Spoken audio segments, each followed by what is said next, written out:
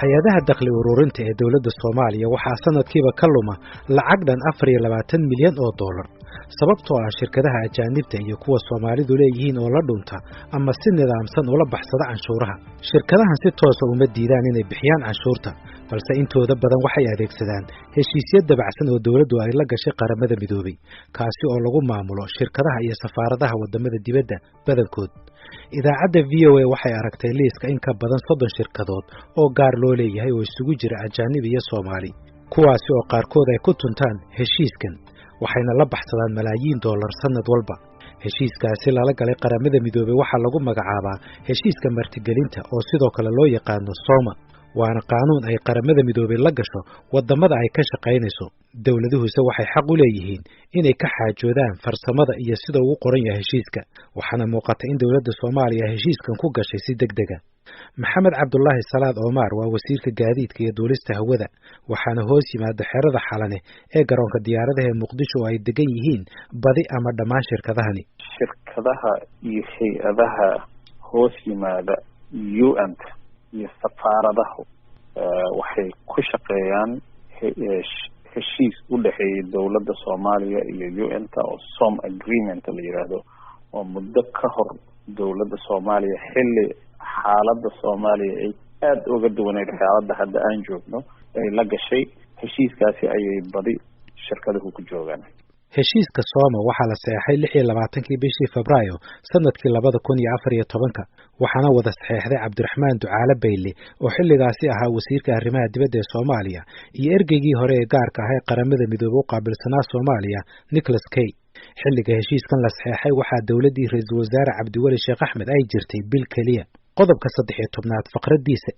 waxa uu ogolaanayaa howlgalka qaramada midoobay ee ANSOM iyo shirkadaha qandaraaska kula jira inay soo dejiyaan canshuur la'aan wixii qalab ah, adeeg ah, saad ah, shidaal ah, qalab dayactir iyo agab kale oo isticmaalkooda uu khaas u yahay ANSOM, ama in dib looga sii iibin karo goobaha adeega u fidanaya howlgalka ANSOM iyadoo aan wax canshuur ama khidmad ah laga qaadin. ciladaha ugu waaweyn ee ka yimid heshiiskan waxaa ka mid ah inaan canshuur laga qaadin shirkadaha iyo dadka qandaraaslayaasha ah ee soo dejinaya qalabkan iyo tashiilaadka kale ee u baahan tahay qaramada midoobay oo badankooda u taga howlgalka AMISOM. waxaa kaloo heshiiskan ka yimid in alaabo badan oo canshuur dhaaf lagu soo dejiyo ay galaan suuqa madow lagana sii macaasho iyadoo alaabtaasi ay ku soo degteen magaca qaramada midoobay. xildhibaan Cabdullaahi Maxamed Nuur waa wasiiru dawlihii hore ee maaliyadda Soomaaliya. horaantii sanadkii 2015 waxa uu xafiiskiisu qabtay mid ka mid ah isku dayii ugu weynaa ee shirkad qandaraas kula jirta qaramada midoobay ay ku doonaysay in canshuur dhaaf ugu hesho shidaal 3 jibaar ka badan kan ay dalbatay qaramada midoobay. waxa uu soo degay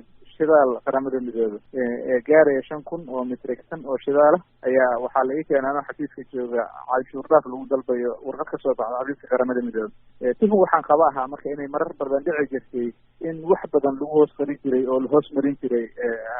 xafiiska qaramada midoobay. waxaanu u diray email xafiiska ay ka soo baxday warqadaas, waxaan anoo weydiinaya oo ku dhahaya waxay soo gaaray warqad noocaas, waxaana qabaa tuhna inaadan lahayn badeecadaas. marka arrintaas waxaan uga baahanahay clarification. isla markii waxaa la ii soo diray warqad kale oo ay ku qoran tahay maya 1,200 oo metrik tan aan leenahay malihin 5,000 ee metrik tan ee meesha ku qoran. runtii waxay igu noqotay waxaa jiiba 3,800 metrik tan oo dee canshuurteedii la rabay in lala baxsado. waxaa kaloo ii muuqatay in dee marar badan ay dhici jireen dhacdooyin saas oo kale ah. waa markii ugu horreyso aan weydiiyey, macnaheedu waxay lamid tahay nearly wax 80% ku dhawaad ayaa waxay noqotay wax la rabay in la lunsado ama lala baxsado. bishii Juulaay ee sanadkii aynu soo dhaafnayna sarkaal reer galbeed ah ayaa waraaq u qoray mas'uuliyiin ka tirsan dawladda Soomaaliya isagoo ka dalbanaya in canshuur dhaaf loo sameeyo shirkad ka mid ah kuwa ajaanibta ah ee waddanka ku sugan. markii ay mas'uuliyiinta Soomaalidu u sheegeen in shirkadaasi ay iska bixiso canshuurta wadooyinkana waxa uu sarkaalkaasi ku hanjabay inay joojinayaan dhisme xero ciidan oo ay u dhisi lahaayeen ciidamada dawladda Soomaaliya. qoraalada ay isweydaarsadeen mas'uuliyiinta iyo sarkaalkaasi oo ay heshay idaacadda VOA waxaa ka muuqata in dawladda Soomaaliya ay isku dayday inay ku adkaysato in maadaama ay shirkadaasi tahay mid gaar loo leeyahay hawsha ay fulinaysan ay macaash ka samaynayso in iska bixiso canshuurta wadooyinka, balse taasi waxaa diiday sarkaalka reer galbeedka ah. ugu dambeyntiina waxay ku qasabtay dawladda Soomaaliya inay kolonyadaasi ka dhaafto canshuurta si aysan u istaagin shaqada ka socota xerada ciidan. toddobaadkii aynu soo dhaafnayna booyad kuwa shidaalka qaada ah oo ay ku qoran tahay calaamadda midowda Afrika ayaa soo gashay garaash ku yaala garoonka diyaaradaha waxayna shidaalkii ku jiray ku wareejisay booyad kale taasi oo kadibna ka baxday garoonka una boqoshay dhinaca magaalada goobjoogayaashu waxay sheegeen inay booyadaasi la soo wareegtay shidaalka suuqa madow AMISOM waxay hore rasmi ahaan ugu qiratay in qaar ka mid ah askarteeda ay suuqa madow ka iibiyeen shidaalka u yimaada bishii August sanadkii 2016 AMISOM waxay xabsiyo ku xukuntay 9 ka mid ah askarteeda oo ka soo jeeda dalka Uganda kuwaasi oo lagu helay inay shidaal ka ganacsanayeen 9kaasi waxay ka mid ahaayeen 18 askari oo lagu soo eedeeyay ficilo la xiriira shidaal iibinta suuqa madow wasiirka maaliyadda ee Soomaaliya Cabdiraxmaan Ducaale Beyle oo heshiiska soo masxeexay waxa uu VOA u sheegay in shidaalka Kasokow ay dawladdiisu ururisay cadeymo kale oo dheeraad ah oo ku saabsan sida shirkadaha qandaraaska kula jira qaramada midoobay ay ugu takrifalaan heshiiska Sooma imisa shirkadaha ajnabiga jooga wadanka oo siyaabo kala duwan uga shaqeeyaan tirada dhabta ama hayo laakiin dhowr iyo 30 waa yihiin baan u maleynayaa waxaad doonaysaa inaad lacaga dabcan aruursan dakhli canshuur qaadaan shirkadahan marka dhowr iyo 30 ka canshuur hadda ma laga qaadaa iyo waxay ka qabtaan wadan iyaga iyo shaqaalahooda waa laga qaadaa qaar badan oo laga qaadaa jira qaar aan wali laga qaadan baa jira qaar UN-ka ku yar hoos dhuunta baa jira oo yiraahdaa ay kontarag iyo waxbaan la leenahay arrintaas waxay tahay arrin ama lagu guda jiro oo laga qaadi doono ama lagaba qaaday maxaa uga lumay dawladda dhaqaalahan lacag fara badan baa ayaa luma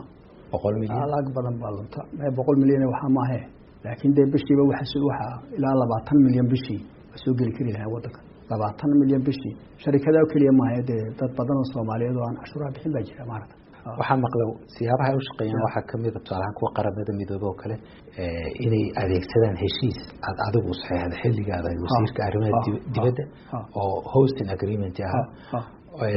heshiiskaasina uu siinayay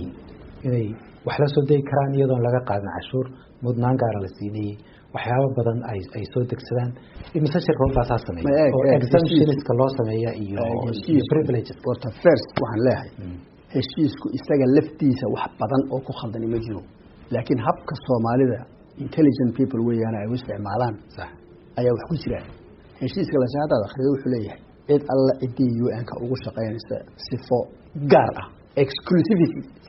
exclusivity wax la yiraahdo baa jiro iyaga oo kaliya wax soo dejinay for example dad soo dejinayso gasoline inaad iyaga u soo dejinayso ayaad contract kula gashay Soomaalida waxay sameynayaan waxa weeye haddii loo baahnaa 100 metric ton 300 bay soo iibin 100 iyaga intaba cashuur dhaaf bay dooyi habbay soo mariyo marka UN-ka warqad baa la soo qori waxa la cashuur dhaaf meesha waxa la isku haysto cashuur dhaafkii Sooma marka intii ay kuwan u baahnaa way inta kale suuqa geeyeen kala diiday horta waa taa exclusivity ereyga intee leegtahay arrinta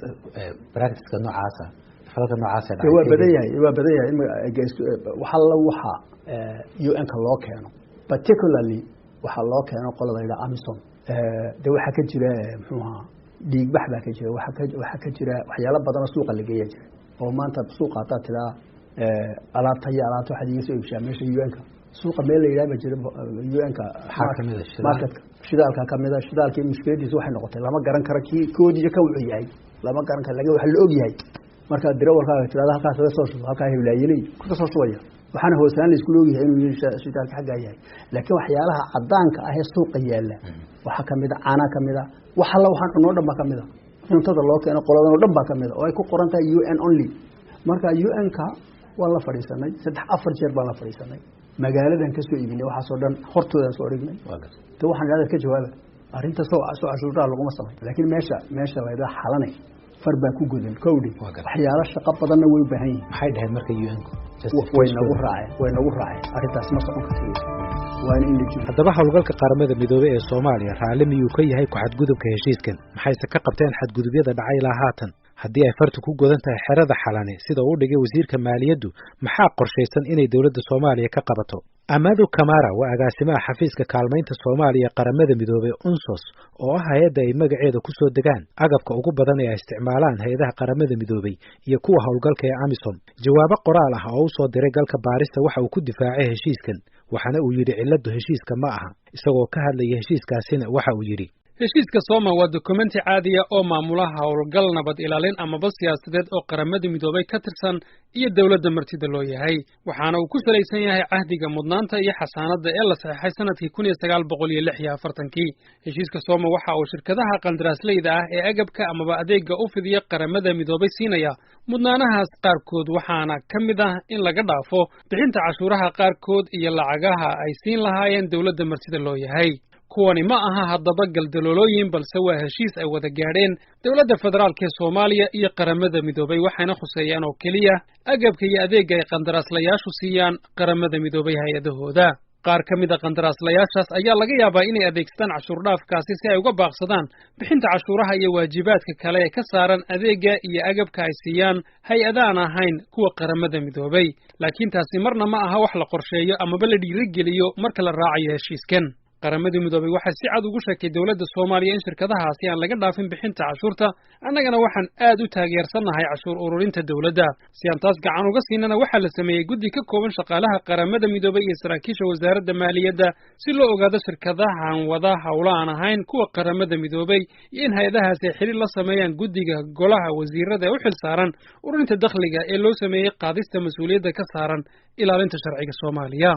Amadu Kamara waxa uu qiray in qaar ka mid ah agabka ku yimaada magaca qaramada midoobay ee canshuur dhaafka loo sameeyay ay galaan suuqa madow isagoo arrintaasi ka hadlayayna waxa uu yiri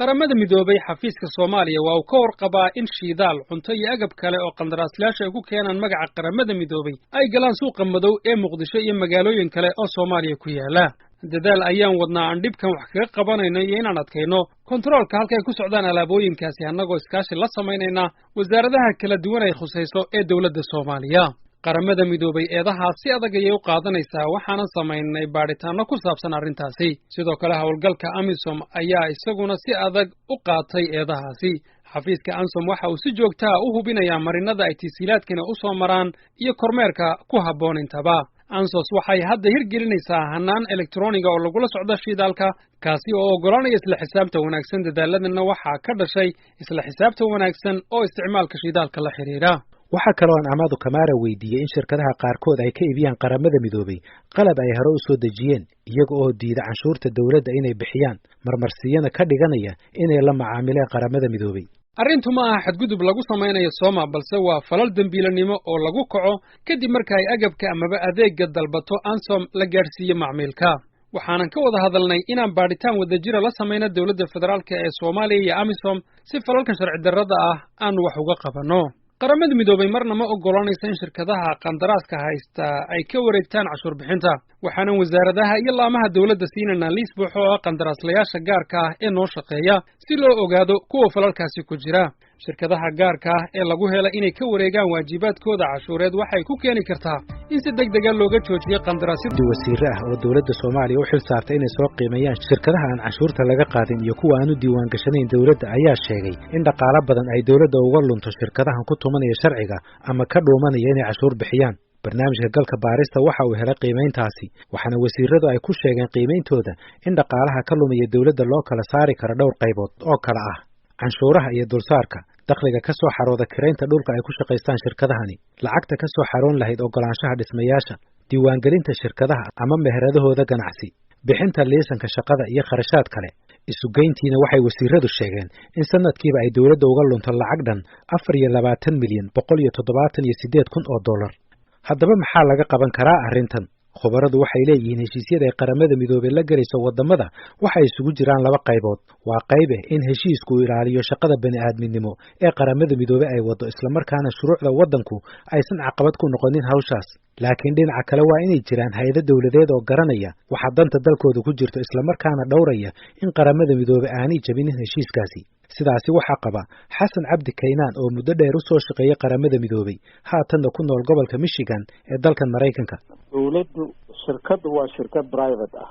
UN-tana sharciyan ma qaadi karto mas'uuliyad shirkad private ah oo dalka ka jirta shirkada sharciga dalka ka jira ayaa qabanaya iyadu waa inay u fulishaa waxa iyada iyo UN-ta ay ku heshiiyeen kaalinta muhiimka ah ee meesha soo galaysa waa kaalinta dawladda way dhici kartaa mararka qaarkood dawladdu inay shirkadaha qaarkood haddii ay u aragto in canshuur laga daayo oo looga daayo sababtoo ah waxay waddanka soo gelinayaan ama dhaqaalo kale ama horumar kale ama faa'iido kale oo dadka iyo dalka faa'iido u noqonayo, dawladdu way samayn kartaa inay canshuur dhaafka ka dhaafto. yacni waa awood dawladeed, waa dawladahoo dhanna way isticmaalaan in ama canshuur loo daayo ama laga yareeyo, way dhici kartaa. arrinta uun halista ah waxaa weeye iyadoo aanay jirin heshiis cad oo dhex maray shirkadda iyo dawladda Soomaalida inay iyada iska maamulato oo waxay rabtaan ay keento oo dawladooda ay iska ahaato markii cillad soo baxdo uun la isweydiiyo. laakiin waa lagama maarmaan runtii sharciga qabanaya kaa UN-tu ma difaaci karta hay-adda haddii ay hay-adda shuruucda dalka ka jirta ku xadgudubto. Foosiye Yuusuf Xaaji Aadan waa wasiirkii hore arrimaha dibadda Soomaaliya, waxayna wax ka ogay diyaarinta heshiiskaasi xilligii ay wasiirka ahayd. waxay ku tilmaantay inuu yahay xaq darro. masala ka soo qaad qodobka transportka ama gaadiidka iyo safarada xaq waxay u leedahay ansom ama xafiiska halka iyo inta u jooga wuxuu xaq u leeyahay baabuurtiisa soo dejisto waxalla wixii iyagu ay ku shaqaynayaan in free of duty ama cashuur laga qaadi. hase yeeshee waxaa jira kuwa aanay iyagu soo dejisanin dadka iibsadaan, dad baa u keena, dadkaasina waa ganacsato. marka caalamka intay ka wada yimaadeen ay halkan soo degeen ayaa ay jannay ku jiraan cashuur aanay bixinaynin. waxay rabaanna gadayaan, kooskay rabaanna yani qiimahay rabaanna ay ku gadayaan. xataa qodobada heshiiska ku jira aan arkay waxaa kamid a inay dib u dhoofin karaan alaabta qaar hataa waa ay dawladda ogolaato inay u ogolaato inay dib u dhoofiyaan. marka maxaad ku talin lahayd in la sameeyo ama laga dhigo? anigu waxaan leeyahay horta marka hore in laga fiirsado weeye heshiisyada noocana marka la saxeexayo, maaha in dib u eegis laga fakaro. marka hore inaan la saxeexin bay ahayd, in sidaydii aniga la diiday ahayd oo la yidhaahdo heshiiskan nooma qalmo, nooma cuntamo. laakiin hadda dhacday waa in dee dib u eegisti qasab bay tahay iminka haddii ay isla gartaan UN-ta iyo ay isla gartaan dawladdu. dib u eegisti waxay tahay, laakiinse mar walba waa in la helo xaqa aynu leenahay, iyaguna xaqooda helaa, inaguna xaqeena helo, oo si cadaalada heshiisyada loo saxeexo. hadda u fiirso raashinka xitaa Soomaaliya iyo muuska iyo khudradda iyo cuntada, hilibka, kalluunka, inaga maaragtay fresh isagoo laga hela, haddana dibadda laga keenaa, shirkadana keena. marka waxyaalo badan baa u baahan dib u eegis lagu sameeyo. ku dhowaad sanad ayaa laga joogaa markii dawladda Soomaaliya ay ka baxday qandaraasyada ay la gashay qaar ka mid ah shirkadaha gaarka loo leeyahay, waxayna ballan qaaday in dib loo eegayo dhammaan qandaraasyada kale ee lala galay shirkadaha. su-aashu waxay tahay imise bilood ama sano ayay u baahan tahay dawladda Soomaaliya inay ku dhammaystirto dib u eegista heshiisyadan. haddii xataa dawladdu ay dib u eegayso heshiisyada qaarkood, ma haysataa saldhigga iyo difaacii sharci ee ay isaga difaaci lahayd shirkado laga yaabo inay ka dhaqaalo badan yihiin dawladda, lana tiigsan karaa maxkamada caalami ah. sidoo kale dawladda Soomaaliya ma diyaarisay shuruucdii bedeli lahayd kuwa jilicsan ee xilligan jira, yaase mas'uul uga ah diyaarinta sharciyo cusub. dawladda Soomaaliya ee xilligan jirta sama ballan qaadi kartaa inaysan gelin heshiisyo kale oo qiimo weyn ugu kaca dalka iyo dadka.